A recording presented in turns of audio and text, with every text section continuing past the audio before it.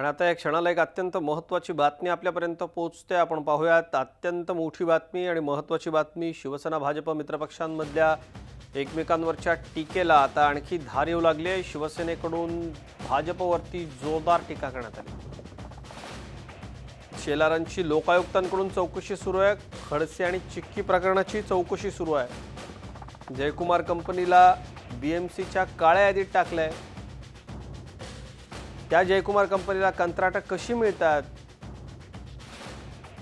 अनेक घोटाळे आहेत, अशा पद्धतीची टीका नीलम गोऱ्हे यांच्याकडून शेलारांवर करण्यात आली। शेलारांवरती लोकायुक्तांची चौकशी सुरू आहे असाही घणाघात त्यांनी केला। रात्रीच्या वेळेला आपण म्हणतो काय की आवाज येतात, कुत्र्याच्या भुंकण्याचे, मोकाट करणारी कुत्री असतात, कोल्हेकुई असते, पण मी असं उपमा देणार नाही। मला आश्चर्य वाटतं या गोष्टीचं की सर्जिकल अटॅकच्या बद्दल स्वतः पंतप्रधानांनी सांगितलेलं आहे की आर्मीच्या लोकांना आम्ही श्रेय देतो।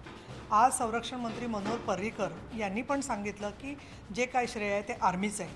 आणि असं असून देखील उद्धवजी ठाकरे यांनी पंतप्रधान नरेंद्र मोदी यांचं अभिनंदन केलं, काल परत अभिनंदन केलं, पण अभिनंदन केल्यावरती आशिष शेलारांना मात्र खोकला आला आहे।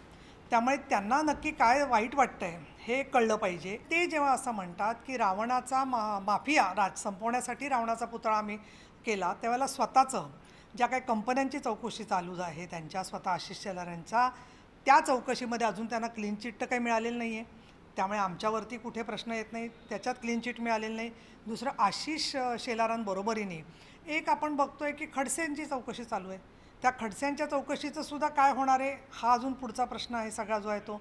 चिक्की घोटाळ्याच्या संदर्भात लोक कोर्टामध्ये गेलेली आहेत, त्याचबरोबर शिक्षण विभागाच्या बद्दल लोक कोर्टामध्ये गेलेली आहेत आणि त्याच्याबद्दल खूप मोठा उद्रेक आहे। अशा वेळेला राज्यस्तरावरती एवढी अस्वस्थता, शेतकरी आत्महत्या चालू असताना असं काही वेळेला प्रश्न पडतो की देवेंद्र फडणवीस मुख्य आहेत राज्याचे का आशिष शेलार आहेत। आणि आशिष शेलार आणि किरीट सोमय्या या दोन जोडगोळींचा जो काही उच्छाद चाललेला आहे मुंबईमध्ये, त्याच्यावरून अशी शंका वाटते की मुंबईमधल्या शिवसेनेला अजून काहीतरी त्याच्यावरती आघात करून स्वतःचे जे पॉलिटिकल मास्टर्स आहेत की ज्यांना गुजरातच्या बद्दल प्रेम आहे त्यांना कुठेतरी खुश करण्यासाठीची ही केविलवाणी धडपड आहे का काय, अशी शंका वाटते। झी 24 तास रहा एक पाऊल पुढे।